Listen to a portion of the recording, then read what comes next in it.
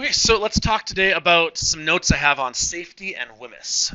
Okay, as we just did, I went through the lab with you guys and showed you all of the kind of the important features you need to know about. Okay, I hope I impressed clearly enough that although I want to have fun in chemistry, I mean it is cool to light things on fire. I mean those are some of my best labs.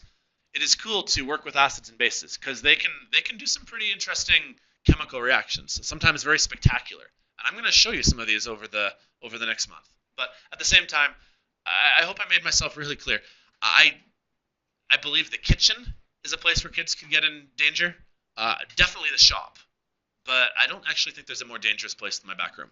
Okay, in terms of those chemicals, like it's very dangerous if you're not careful. So I really want to impose, make sure that we're safe. So I really believe though in making chemistry a hands-on science. So if you guys like this and want to keep going, we're gonna do 3 labs in grade 9. I usually do about 3 labs in grade 10. And if you join like my current chemistry kids, we do like 3 labs a unit. Like we probably would do at least 20 labs over the course of science 20 and 30. So if you like the hands-on stuff, hopefully you like being in my chem class. So okay, so here's some more rules that I want you guys to make sure that you're following. Always wear your glasses. Don't eat. Okay. Every other day of the week, if you guys want to make breakfast and stuff like that, use the coffee, that's fine. But tomorrow when we do a lab, please don't bring food. Okay, it's not worth the slight risk of something going wrong. Please don't screw around in the lab. Okay, there's nothing worse than a couple of kids deciding to pretend to fight each other. One of them backs up into somebody else who's carrying a beaker of acid and they spill it. Right? You don't want that. So please don't goof off. Please tell me if something, even slightly, anything noteworthy goes wrong. Just let me know, okay? Just in case. Guys, can I get your best attention? Thank you. And hey, that's number 6 actually. Pay attention when I'm talking. Okay, that's just. I mean, not only is it common courtesy, but at this level, guys, you don't want to be missing out on something I have to say. I only talk for a limited time. Okay, I only do 7 lessons. Okay, I try to really condense it down. So you got to make sure that if I'm talking to the whole group, don't miss something. Okay, let's start with these. Has anybody ever seen these safety symbols before on commercial products? You have. Okay. So one of the things I need you guys to know how to do is to be able to read what are called the safety hazard symbols. And more or less, there's 3 different shapes.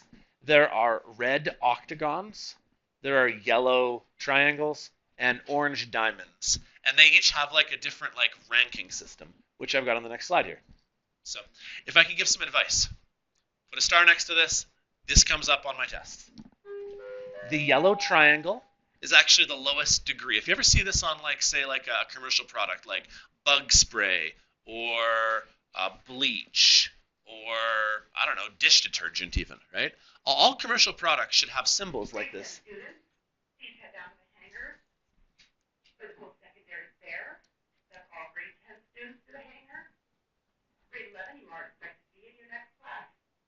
All right. So this is in terms of order here. Yellow triangles are caution. They're concerning, but they're not the biggest concern. Middle one is the orange diamond for warning. But if you see a red octagon for danger, that's the most dangerous thing that you might see. So for example, bleach. Bleach is probably quite dangerous if you to drink it. I imagine it might have a red octagon around it. And then inside you might see symbols, like these ones here, like the toxic symbol, the flammable symbol, the corrosive symbol. And honestly, for the most part, I bet you guys can look at most of these symbols here, and you'll know what they mean because the pictures are quite intuitive. Oh, look, it's on fire. It's flammable. Skull and crossbones. Poisonous. Toxic. This looks like it's exploding. Here, this person's hand is literally disintegrating in acid. Aren't the pictures pretty straightforward?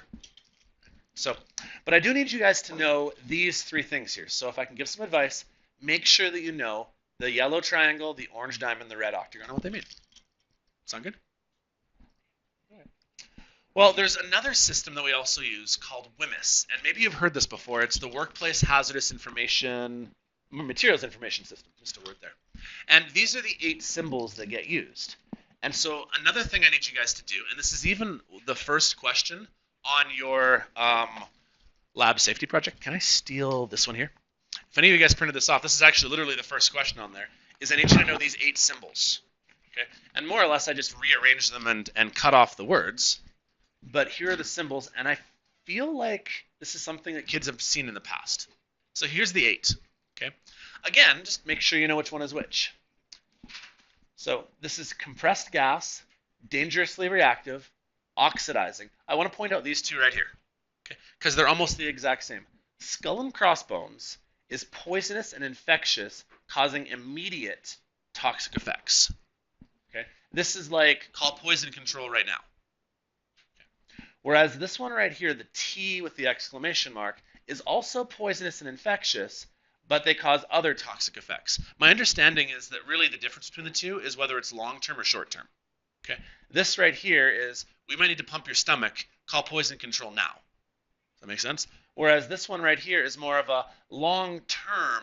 You might slowly but surely get toxicity due to like cesium or something like that. But it's going to be like over the course of like 6 months, rather than like we got to fix this now.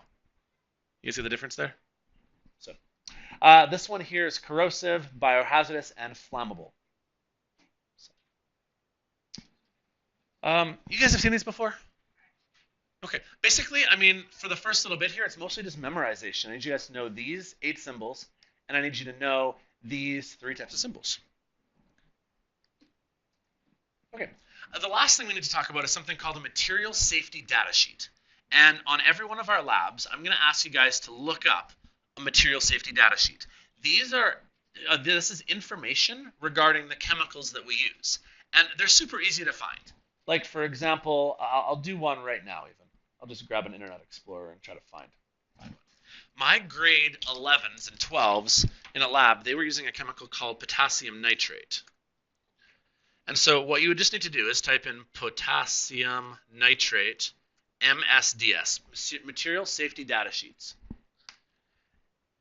And if you go to just this first one from Science Lab, it tells you so much useful information about the chemicals we're using. And again, I'm going to preach safety because I don't want anyone to get sick or hurt here. This will tell you so much. Like, for example, if you scroll down in one of these things, it'll tell you like some hazards. For example, potassium nitrate is hazardous in case of skin contact, eye contact, ingestion or inhalation.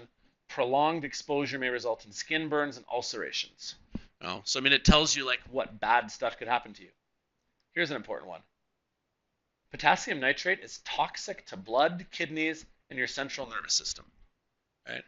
I need you guys to be aware of the hazards going in because, again, this is what we don't eat in the lab. I don't want your central nervous system to encounter a toxin. It'll also tell you things like first aid measures. Like on this one here, if you get it in your eyes, first get out your contact lenses. Second of all, flush your eyes with water for 15 minutes. Sometimes this is important. I've seen ones where it says cold water. Sometimes it says you should use warm water. So, for example, if something were to go bad in our lab, the very first thing I would do after I get you guys started on like a shower or an eye wash is I would be Googling the MSDS trying to look up first aid stuff. That makes sense? So it tells you so much stuff. What to do if it comes on your skin. What if you breathe it? What if you breathe a lot of it? It'll even tell you things like fire and explosion data. Further down, it has things like its toxicological information. Like higher levels may cause breathing, circulatory collapse, even death. Oh. I don't want to make it sound like everything we work with in the lab is going to kill you, but I do want to make sure you guys are aware. Like, we need to research this before we use chemicals, because I think a lot of kids, they think, hey, chemistry, we're just going to start pouring stuff together. No, we don't do that, okay? Because I don't want anyone getting hurt. So, long story short, this MSDS, this material safety data sheet, we should always have those for things that are dangerous products in a workplace, because they tell you super important information. So here's some of the things that I'd like you guys to know about that are on your MSDS sheets. Physical data. You guys remember how yesterday we talked about physical properties? Like, for example, color would be a physical property. Right? Melting point would be a physical property. Well, actually, it even mentions that here. It'll tell you whether or not it's toxic or not. What sort of effects to your health it might have. Like, will it damage your kidneys, your liver, your eyes, or none of the above? First aid is often really important in case something goes wrong. How to clean it up. Because this happens in our lab once in a while. Someone spills a large quantity, and I have to go research and say, well, how do I get rid of it? Can I dump it down the sink? Can I dump it in the garbage? For example, lead-based compounds and barium-based compounds are both toxic. And so I usually don't want to put those ones down the sink because I don't eventually want to have barium in our water supply. Does that make sense? Organic materials also get disposed of differently. So, long story short, these MSDS sheets, they tell you all sorts of useful stuff. And I'm going to have you guys Google stuff every lab. Has anybody actually printed off our first lab yet? You have? Okay. Let me just find a copy of it online here. So again, if you're on my website here, the first lab we're going to do tomorrow is on chemical and physical properties. And it looks like this. So eventually you guys should print this off because I'm not doing it for you. One of the things that you're going to be asked to do later on in the lab is right here. It's this question 4. I'm going to have you guys, I want you to use the internet to find an MSDS sheet for calcium carbonate. So honestly, do what I just did there. Just type in calcium carbonate, MSDS, and then I want you to find the answers to these questions, like what would happen if you got it in your eyes? So in topic 4, I know this isn't for calcium carbonate, but for number 4, if it got in your eyes, well, here's what you would do if you get potassium nitrate in your eyes. Just look up calcium carbonate. Or another question I'm going to ask you. Where is it? There we go. From section 6, tell me what to do if you spill something. I'm actually going to tell you what section to look in so you're not hunting through the whole document. But in section 6, that would be section 5, section 6. What do you do if you have a spill? Does that make sense? So, in theory, you guys could actually start working on that question right now that you know what an MSDS sheet is. So, any questions on that part? I think that's my last slide, right? Oh, no, I've got a picture of an MSDS sheet. Here is one. I printed off just the first little bit. This is for a really, really dangerous compound called sodium chloride. I mean, this is scary, scary stuff. What's sodium chloride? Anybody know? Salt. Yeah. So sodium chloride, actually, I printed off this one right here. You might notice that there's a little ranking system up here for like blue, red, and yellow. This is actually salt, sodium chloride. It's like the safest stuff we have because literally we eat salt on our food. Like it tastes wonderful on corn on the cob. Like I'm not afraid of ingesting salt. Okay, so, anyways, you shouldn't have too much of it though. Anyways, there's also a little ranking system up here that all of my chemicals will come with as well. That basically just rank how dangerous they are for how reactive they are, how much they're likely to set on fire, or how reactive they are with other substances. And you'll notice here that salt does not light on fire. It's not chemically reactive all that much. There are minor health concerns, though. Although I'm not afraid of ingesting a little bit of salt, you can overdose on pretty much anything, though. So you shouldn't eat, like, say, like a tub of it. Like, if you just kept going to town. Why? Okay. All right. Anyways, you guys have any questions otherwise? Okay, I think that was my last slide. Okay, so here's where we're at. We haven't covered a whole lot of stuff yet, but you guys have half an hour today, okay? And in my classes, you guys will often have little bits of time here and there, okay? One of the things that I really want to encourage in my students is that you guys learn time management, okay? There are 3 different tasks right now you guys could start working on. And I really believe in trying to give you guys the choices, what you figure out what you want to do, okay? So task number 1, you could start working on your assignment, okay? To work on the assignment, literally all you need is a sheet of paper and a phone that connects to the internet. Now, you can't do every single question on the assignment yet, but the advice I would give is just do a couple questions a day. If you do a little at a time, it's not so bad. So that's option 1. Option 2, now that we've talked about safety a bit more, I was stealing Paris's example, but there is a lab safety project that I want you guys to do. It's very simple. I'll even find it on here one more time for you. Where will I find it?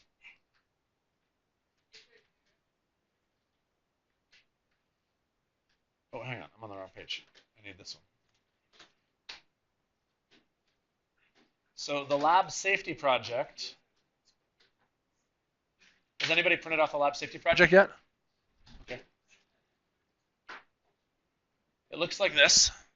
Okay. There's 4 sections to it. It's very simple. Almost everybody in the first class got like a super high mark. The first thing I need to do is to identify the 8 WHMIS symbols. Please don't abbreviate. Actually write the whole thing though, okay? Don't just say that this right here is poisonous, because it's not. It's poisonous and infectious, causing immediate and serious toxic effects. Okay? It's important to get the whole thing, okay? So don't shorten the label. So that's easy, right? That's directly out of our notes. It's even in your textbook. Second one here. This one's actually kind of fun almost. Find me 10 things that they're doing wrong. Okay? Circle them. Tell me what they're doing wrong. Like, there's so many in this thing. Okay, third thing. If you need to, this is on the back wall of the lab. It's also on page 95 in your textbook. Literally, it's fill in the blanks. Like, it's about as easy as it gets. This last one's probably the more challenging thing to do. And if you guys need to, you can start going around the building. I want you guys to use colored pencil crayons or something like that. Okay. Yeah. Okay, thanks, love. The last thing I need you guys to do is label a map of where all of these things are in our lab. So, for example, now you guys should know where to find the emergency shower. The emergency shower is right there. Does that make sense? Or if I ask you where to find the emergency gas shutoff switch, that's right over there, which is this door right here. So the emergency gas shutoff switch is right about here, right next to my whiteboard. Does that make sense? So this is the second thing you guys can work on the lab safety project. And then the third thing you can work on is you can probably start on the lab for tomorrow. I know you can't do all of it yet, but start looking at some of the questions involved. Okay? So I'm going to stop talking now because I'm doing way too much of it today. You guys have about half an hour. Okay? I tell this to all my classes. Do something productive. Okay? I don't care what it is. You can choose. Okay? If you need to go somewhere and do something, don't ask. Like, just literally just go do it. Okay? So, like, all I'm asking, though, is if you need to go to the washroom or outside, can you put your name on the board there? Just so that in case there's a fire alarm or something happens, I know where you are. But otherwise, you got half an hour. Do something productive. Finish one of these 3 tasks, or at the very least, start on one of them. Sound good? If you need to, print stuff off. Okay? Okay, I'm done. Do something.